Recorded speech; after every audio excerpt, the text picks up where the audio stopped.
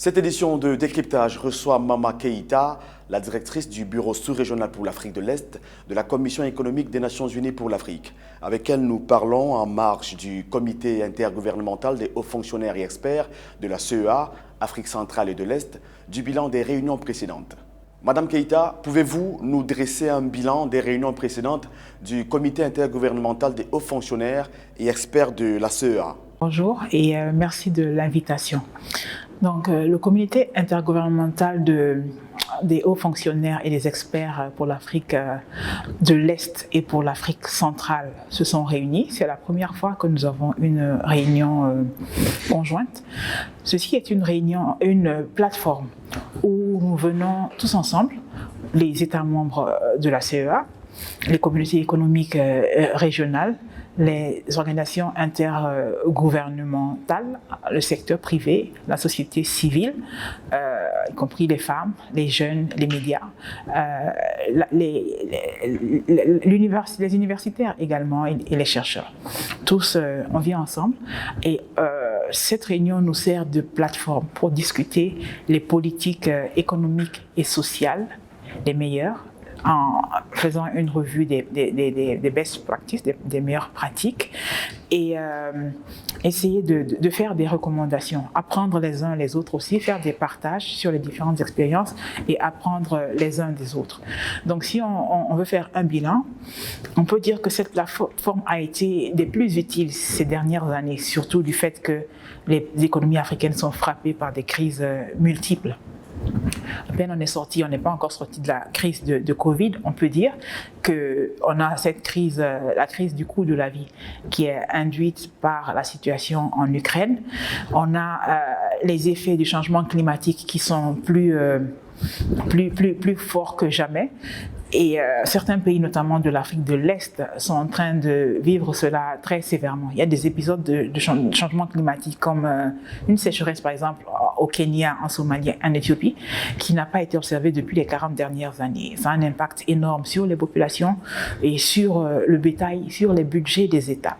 Ça a des conséquences macroéconomiques énormes et des conséquences sociales également énormes. Donc, encore pour dire qu'on est dans un contexte de crise multiple, où personne n'a la solution. Et donc la meilleure façon d'aborder cela, c'est de venir ensemble et c'est d'écouter chacun sur qu'est-ce que chacun est en train de faire et également comment on peut renforcer les collaborations pour bâtir sur les synergies sous-régionales. Donc c'est un peu ce qu'on a fait cette année et ces dernières années. On a discuté de sujets qui sont cruciaux pour chacun de nos pays. Quels sont les facteurs qui, selon vous, peuvent stimuler l'investissement, l'industrialisation et la diversification des économies africaines? Donc, l'industrialisation, des discussions qui ressortent. Ça commence par une volonté politique. Le projet doit être porté par le top leadership, avec une vision claire. Après une vision, il faut décliner la vision en stratégie et en plan clair et ensuite se donner les moyens de la mise en œuvre de ça. Donc, pour aller dans les détails, il faut un environnement des affaires qui est propice à l'investissement local, également à l'investissement étranger. Il est ressorti que pour attirer l'investissement étranger, les étrangers veulent voir que les locaux ils investissent dans leur propre pays d'abord. C'est un premier signe de confiance. Pour ça, il faut encore une fois un environnement propice. Il faut des infrastructures adaptées. Il faut, pour être compétitif, un coût de l'énergie abordable, réduit au maximum. Il faut des compétences. N'est-ce pas? Il faut également une taxation qui vous permet aussi d'être compétitif. Il faut une administration compétente. Pour ça, les pays comptent de plus en plus sur ce qu'on appelle les zones franches, mais également les zones économiques spéciales. Et donc, on a discuté ça. Les zones économiques spéciales sont comme des îlots d'efficacité où on ne peut pas aménager l'ensemble du territoire d'un seul coup, ça prend énormément de ressources. Mais les zones économiques spéciales peuvent être aménagées et qui servent un certain nombre de services très concentrés, mais très efficaces à ceux-là qui sont prêts à venir investir et à produire. Donc, ces zones économiques spéciales sont de plus en plus observées comme des outils pour promouvoir l'industrialisation. Évidemment, la ZLECAf, la zone de libre-échange continentale africaine, est un agenda on va dire, formidable, qui a le potentiel de contribuer au développement des manufactures et à booster l'industrialisation. Parce que ça indique que le marché est là, évidemment. Il faut favoriser, évidemment, il faut faciliter le commerce. Le commerce, quand on parle de commerce, c'est de bouger physiquement les marchandises et les humains. Donc, il faut favoriser cela à travers la facilitation du commerce, à travers le protocole sur le mouvement, la libre circulation des personnes. Il y a beaucoup à faire au niveau politique encore. Les pays sont encore assez fermés à l'ouverture de leurs frontières à la libre circulation des personnes. Donc, la ZLECAf et l'ensemble des protocoles avec lesquels ils viennent sont définitivement quelque chose à continuer à promouvoir. On en a largement discuté pendant nos réunions ici. Une question fondamentale également pour pouvoir produire et donc pour favoriser l'investissement et l'industrialisation, c'est la question de la qualité qui a été largement discutée. Sans produits de qualité, bien les consommateurs, ils sont tentés de continuer à importer de l'extérieur, évidemment. Les consommateurs, ils cherchent value for money, ils veulent réduire, minimiser les coûts et maximiser sur la qualité. Donc il va falloir faire cet effort-là. On ne peut pas dire acheter africain si la qualité n'y est pas. Les vulnérabilités structurelles de plusieurs économies, notamment l'insuffisance des moyens de transport, la formation de compétences, le financement du commerce, ne limitent-ils pas considérablement les ambitions des États? Ça, c'est, je vais dire, des questions, c'est le contexte actuel pour de nombreux États, mais c'est certainement pas une fatalité.